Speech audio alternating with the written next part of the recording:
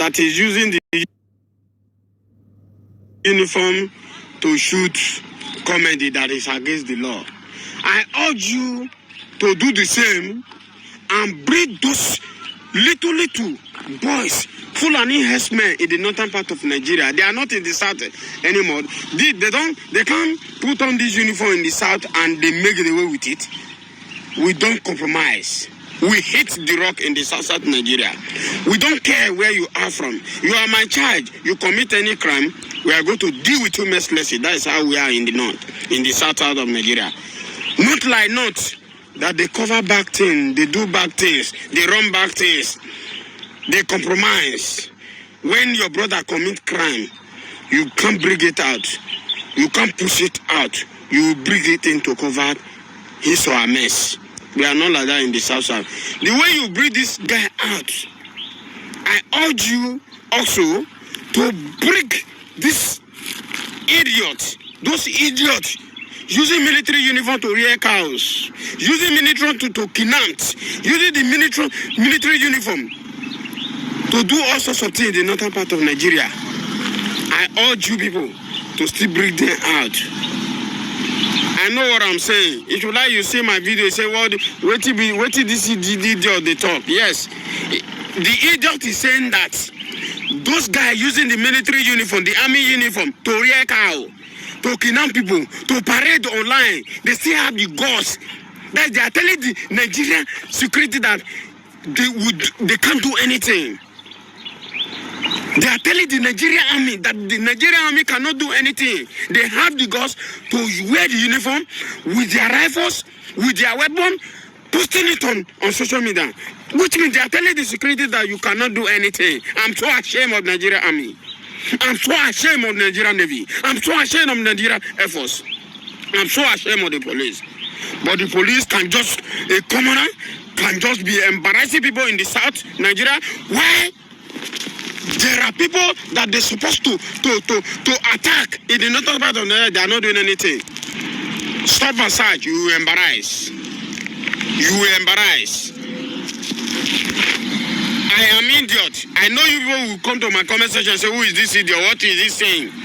What I'm saying is that the security of this country is dead. Bandit is now more powerful than the security of this country. Bandit is more powerful than Nigerian army. Bandit is more powerful than the Nigerian Navy. Bandit is more powerful than the Nigerian Air Force. And bandit is more powerful than the Nigerian police. It's a shame. It's a shame that a Nigerian security cannot be able to fish out the bad eggs surrounding the country. All what they do, but they can see somebody who uses his or her phone to go and be shaking nyash online. They can always tell about that, but they cannot see those one. Look at them. Look at the account. Alright, welcome back to this wonderful channel where we'll bring you back-to-back updates and information as it is hot. In case it's your first time of joining us on this wonderful channel, please kindly go ahead and subscribe, like, comment, share, and also remember to on your notification button so that whenever our news drop, it will be the first. We'll collect them. Alright, that Nigerian soldier that I just posted now, there was a time he was declared wanted, and there is a reason that this guy was declared wanted.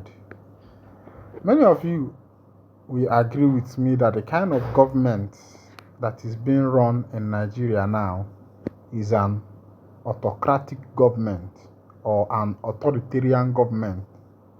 It is no more democracy.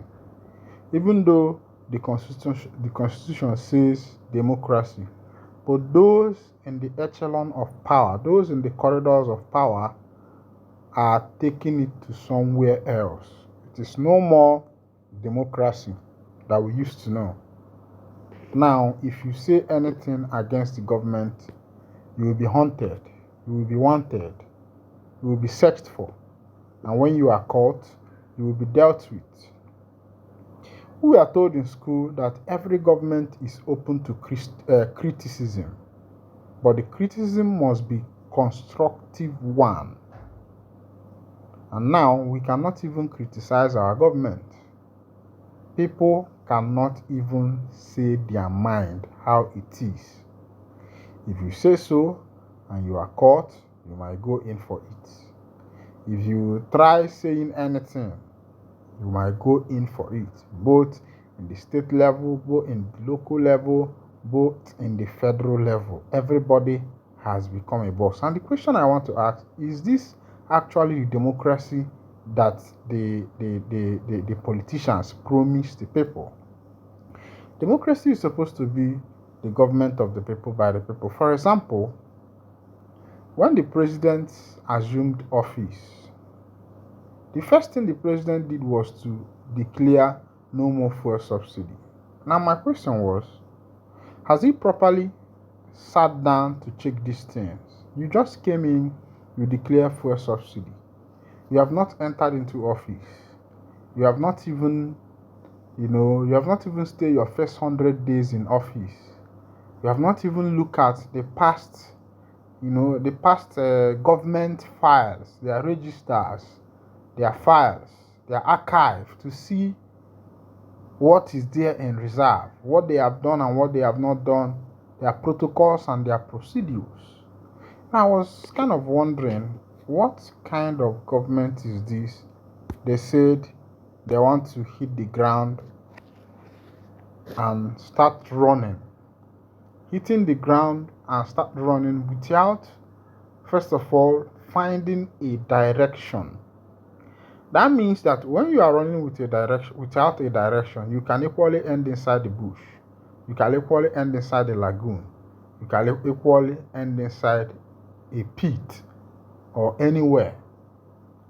So the kind of government we have is a government that does not properly scrutinize things. There is no scrutiny. There is no process. They wake up one morning and do whatever they feel like. And when the citizens cry out, they keep a deaf ear. The other time, a man on Channels TV was crying out about, okay, let me show you that video on Channels TV.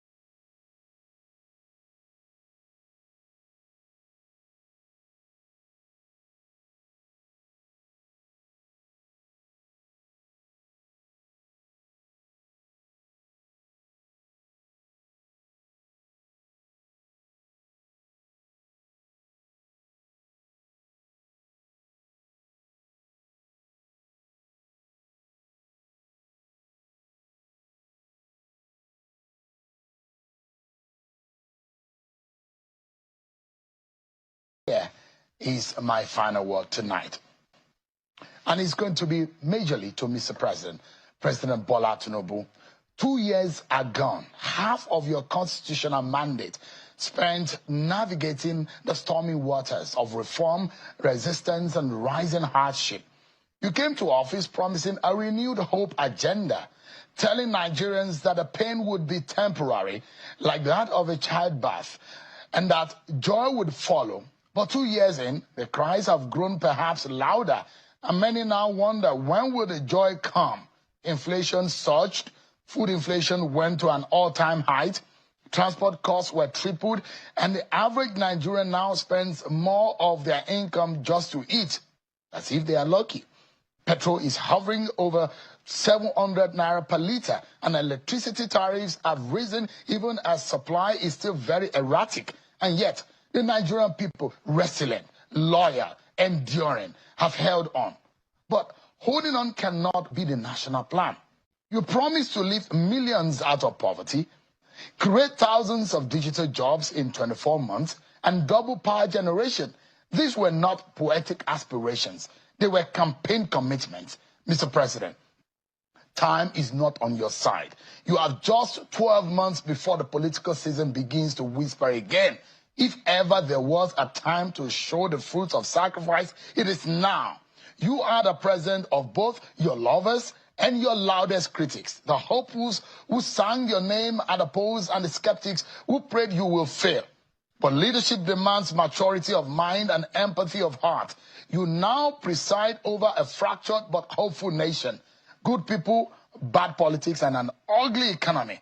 Nigeria today is at a historic inflection point. Mismanage these opportunities, sir, and we risk descending into a cycle of unrest, disillusionment, and regret. But if you rise, Mr. President, to the moment, and you could become a defining leader, one whose name is etched in gold as a man who brought Nigeria back from the brink, you must ignore sycophants who clap in darkness while citizens cry in daylight. Mr. President, please urgently surround yourself with thinkers, doers, and patriots, not just loyalists. Every day must count. Every decision must deliver value. Because when a nation suffers this deeply, there is no luxury of time or ego. No more excuses. President Bola Tinubu, we in the media, we will do our own part. We will question, probe, inform, and hold you accountable, not out of hostility, but out of duty. The opposition must also rise, not just to criticize, but to push this country forward. Civil society organization must now organize, awaken consciences, and be the voice of the voiceless, and our people must now stop being docile. We need to raise a mass of active citizens who are willing to fight for their nation and also work hard for its good. Citizens, your voice counts. Don't lose it. And for those of us who believe and who are people of faith, we will pray as scripture commands us for the peace of the land and the success of its leaders. Because President Bola Tinubu, your success is Nigeria's success, and your failure will be our shared tragedy. Nigerians will rally behind you if they see sincerity, action, and result. But never forget, fury awaits any leader who mocks the pain of the poor. Sir, history is watching. Posterity is watching, and 200 million Nigerians are watching. Let this second half of your presidency be a turning point. Make us proud, President Bola Tinubu. Make Nigeria great. And that has to start now. That's my final word tonight, everyone. Many thanks for watching. All right. So you have seen what is currently going on. That people are not happy. Even in Channels TV, the guy has said it that the kind of government we have is a government that does not look at the people. The president said they are going to hit the ground running, and they have actually hit the ground running. But the issue is that we don't know the direction that the government is running to. We don't know whether the government is running into doom, or whether the government is running into prosperity. But from what we can see so far for 2 years, the past 2 years, it seems as if the present government is running into something else. Because looking at the political structure of this nation, we are a multi-party system nation, and for every other party to be collapsing into APC, every other party in this nation collapsing into APC, becoming part of APC, without caring who else is God. That means that something is wrong somewhere. There is something wrong somewhere. It has become an autocratic nation. It has become an authoritarian system of government. If every member of every single party is collapsing into one party, let them just tell us that we are in a communist system of government and we'll understand that. If they tell us we are in one-party system of government, we will understand that better. Or that we are in two-party system of government just like America, we will understand that. But telling us that we are in a country that has multi-party system, it's not even about that. Let them just tell us simply that we are now running a communist system. It will be very simple and understandable to us than that we are running a multi-party system government, a presidential system of government, and every other party is collapsing into one party. This will tell you that there is a work going on the ground